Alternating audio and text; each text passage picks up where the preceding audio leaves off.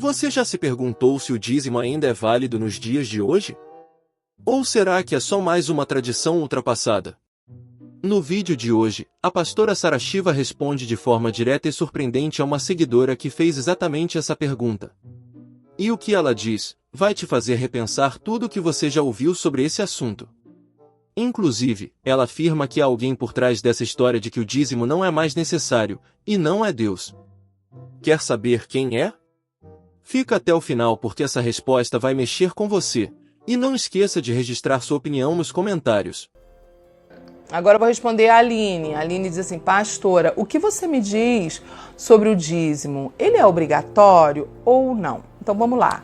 Aline, o dízimo, vamos abrir a palavra para a gente entender um pouquinho sobre dízimo. O dízimo, ele é um mandamento, tá? E algumas pessoas querem dizer que dízimo caducou, que o dízimo não tem mais validade. Olha, tem um trecho na palavra de Deus que diz assim: não remova os marcos antigos. Traduzindo para o nosso português atual, significa não remova os princípios antigos. Eles estão ali por algum propósito, tá?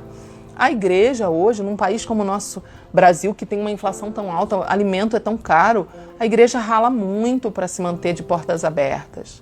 Eu não vejo como a voz de Deus, quando eu vejo alguém dizendo que o dízimo é ultrapassado, eu vejo como a voz do inferno, a voz do capeta, a voz do diabo. Por quê? Porque qual é o objetivo do diabo? Que a igreja não tenha mais o mantimento e o sustento, e a igreja feche as portas, e existam cada vez menos igrejas na terra. Então quem está por trás dessa conversa não é o Espírito de Deus, é o capeta, tá? Porque dízimo é um tipo de mandamento para manter a igreja de portas abertas, para manter o sustento da igreja. Agora vamos na palavra, Malaquias capítulo 3, vamos lá, verso 10, né? Que diz assim: trazei todos os dízimos para a casa do tesouro, para que haja mantimento na minha casa. Naquela época, o que era o dízimo, tá?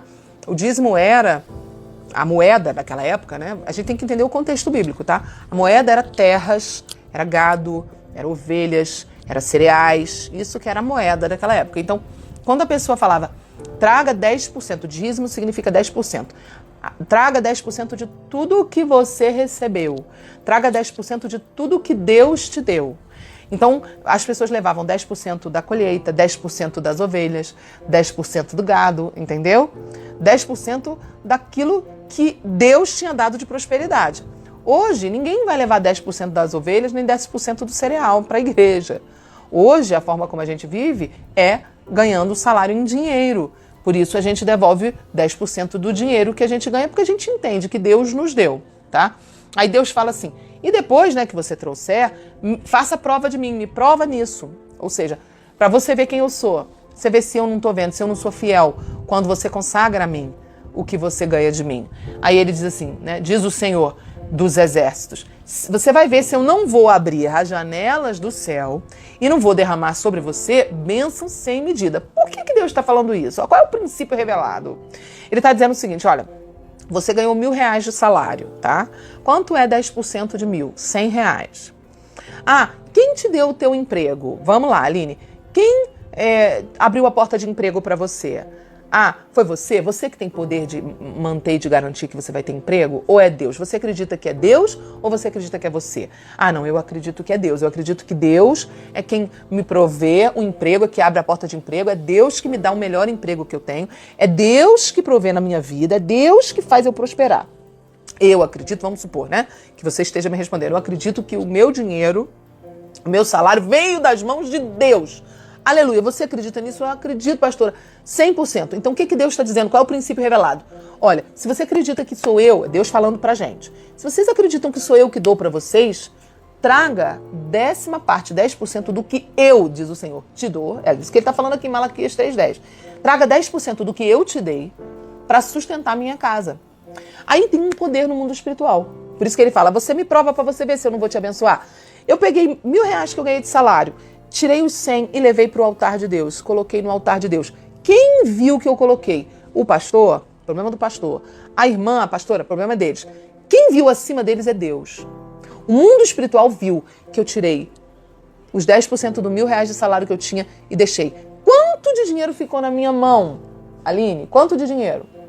R$900. Quando eu dou os R$100 do dízimo, que é o mandamento não é oferta, tá? Isso é devolução. Eu estou devolvendo. Dízimo não é oferta. Dízimo você não dá. Você não diz assim, eu dou o dízimo. Você diz, eu devolvo o dízimo. Porque eu creio que Deus me dá, eu só devolvo. Ele só pediu 10%. Ele podia ter pedido mais. Ele pediu, me devolve 10%. Então eu vou lá e devolvo 10% para o Senhor. Os R$900 daqueles 1.000 que ficaram na minha mão, há um poder no mundo espiritual de consagração. Os 100 que eu tirei daqueles 1.000, consagra os 900. E olha o que ele diz, o que acontece, no verso 11. E por causa disso, por vossa causa, eu vou repreender o espírito devorador. O devorador não vai conseguir comer os 900 que ficam na minha mão. O devorador não consegue tocar nas minhas finanças nem nos meus bens materiais. Ele fala, para que não vos consuma o fruto da terra, a vossa vide no campo não será estéril, diz o Senhor dos Exércitos. E todas as nações, verso 12, chamarão vocês de felizes, porque vocês serão uma terra deleitosa, próspera, diz o Senhor dos Exércitos. Então, o que Deus está falando? Ele está falando de um princípio aqui. Olha, quando você devolve 10% do que eu te dou, os 90% que ficam na tua mão estão consagrados a mim e debaixo da minha proteção. E o demônio devorador, que come as finanças, que destrói as coisas, não vai poder tocar nas tuas coisas materiais. Por quê? Porque tudo teu está consagrado a mim. Eu estou sendo o Deus até da parte financeira da sua vida. Porque olha só, vamos lá, Aline, se eu não sou capaz de devolver para Deus R$100, mas eu saio para um jantar e gasto 200 de comida, deixa eu te falar, o dinheiro já é meu Deus há muito mais tempo e eu não sei.